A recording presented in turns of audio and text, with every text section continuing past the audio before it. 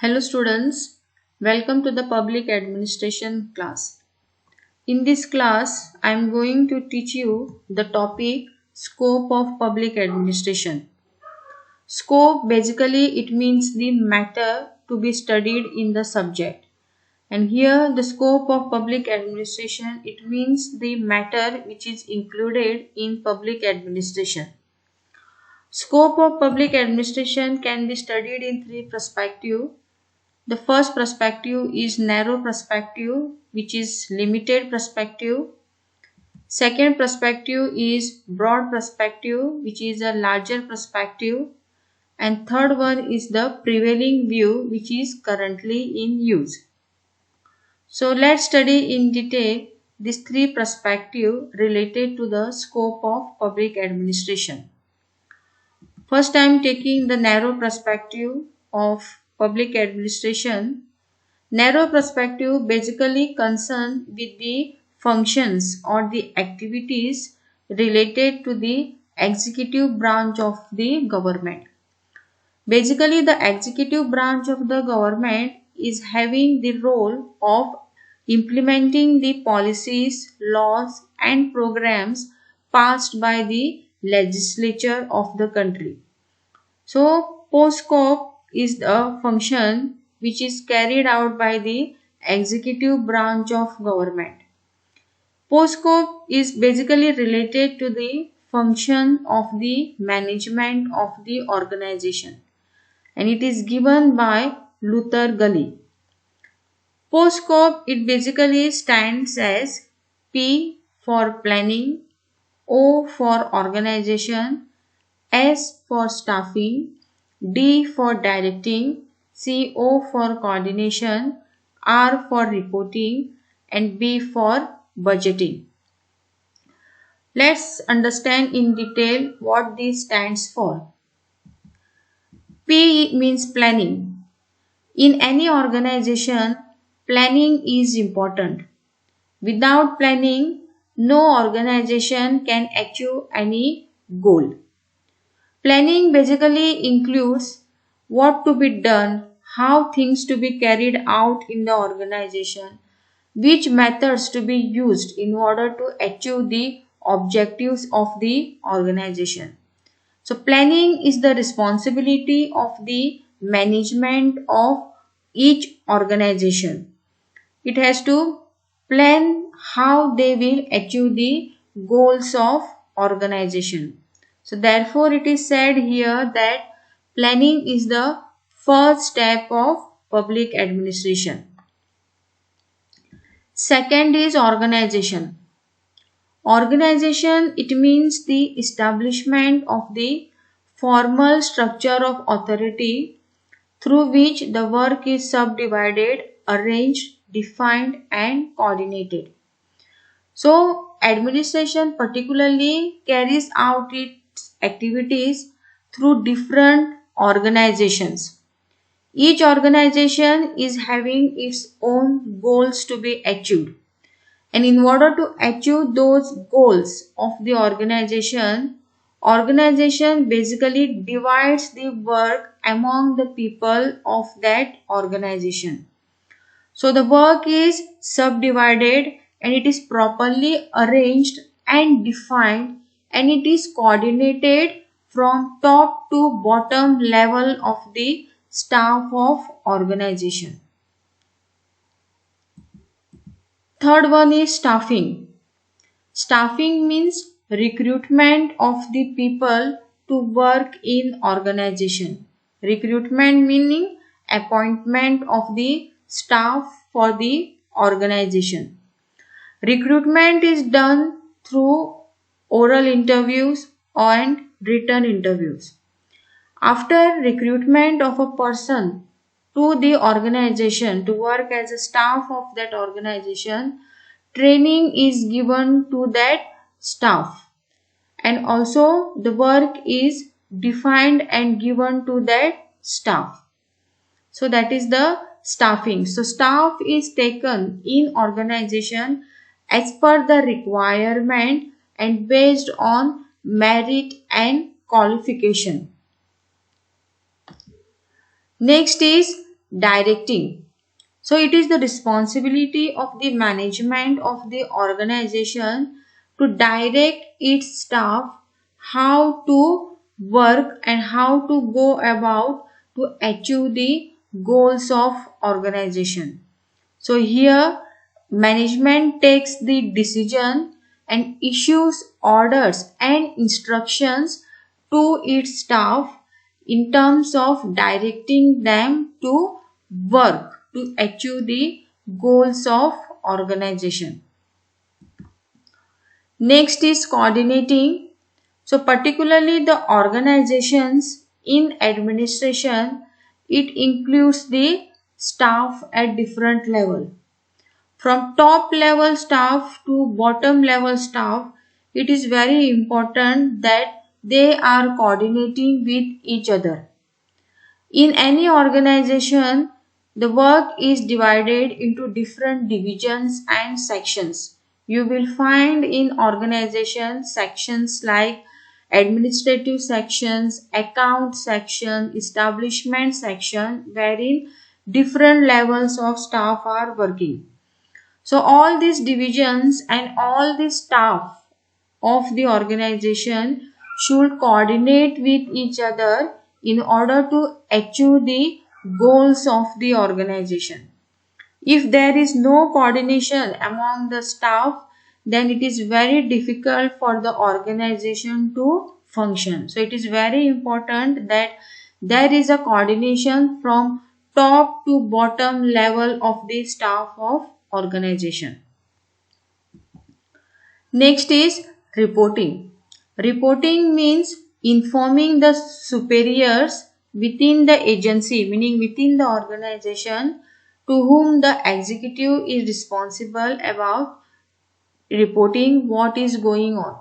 So whatever the decisions are taken in the organization should be reported towards the top level management of the organization. So reporting meaning communicating the decisions to the top level management of the organization.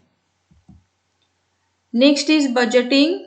Budgeting meaning fiscal planning, control and accounting.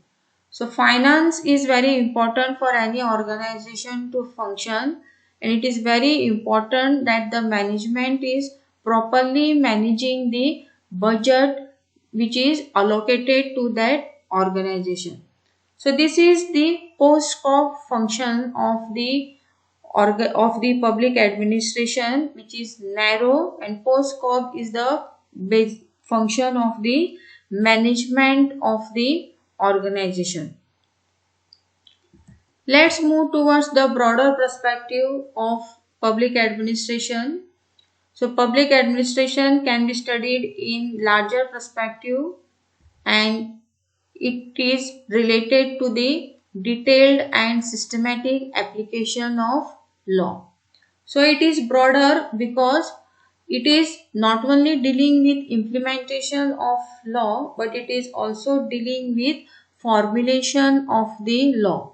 So the law which is formulated, it are passed by the public administration. So it is in a detailed manner and in a very systematic manner the laws are framed and implemented, and that work is done by the public administration.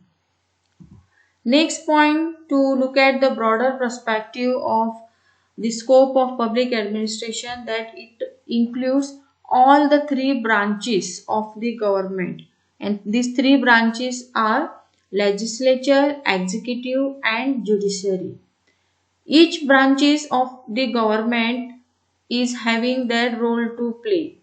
Legislature is playing the role of making the laws or policies for the country. Which the laws, policies which are formulated by the legislature are implemented by the executives. And judiciary's role is to see that whatever law which is passed by the legislature and implemented by the executive are according to the constitution of the country.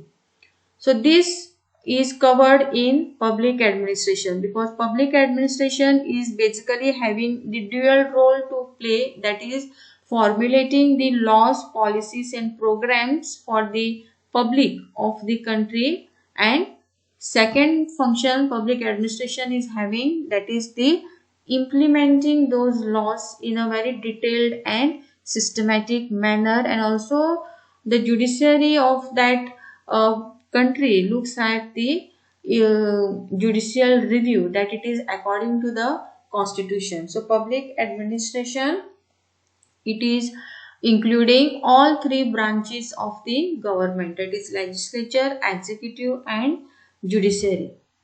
Next point, to look at the broader perspective, that public administration consists of all those operations having for their purpose the fulfillment and enforcement of public policies.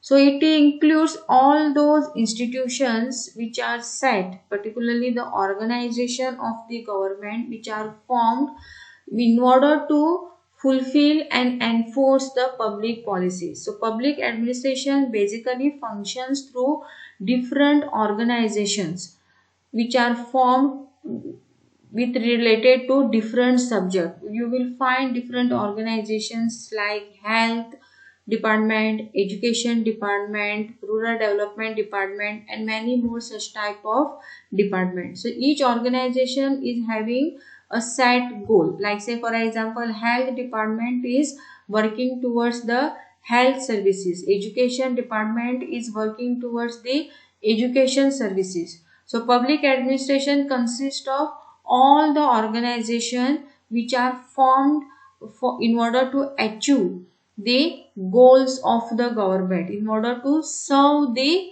people of the country. The next and the last scope of public administration, it is related to the prevailing perspective, and it includes the administrative theories like organizational theory, behavioral theory and public personal administration. So it is looking at the administrative theories, and second one is applied administration, which is applied in a reality. Okay, practically it is implemented. Administrative theories are the one which are just theories which are there written in terms of organization, how organization is, how the behavioral pattern of the people who are involved in the administration, and what is the relationship between public personal administration. So that is what is studied in theoretically. And applied administration is one which is applied, which is in practice, and it includes the political functions, legislative function, financial function, defense function, educational function, social welfare administration, economic administration, foreign administration and local administration. Okay, so political function, it includes conduct of the various political activities. Legislative function, it includes the passing of various laws, making of various laws, policies and programs. Financial function, it includes allocation of budget to the various organization in order to carry out its function. Defense function, educational function, social administration, that's all related to providing services to the people in this area, which also includes economic administration, foreign administration and local administration. So we have studied now the scope of public administration, which we have seen in three perspectives. One is narrow perspective, which basically includes the post-COP function of the management. Then we have seen the broader perspective of public administration, which includes the legislature, executive and judiciary branch of the government. And third perspective, we have seen the prevailing perspective, which is mainly based on administrative theories like organizational theory, behavioral theory and public personal administration, and applied administration, which is practically in used. Thank you very much.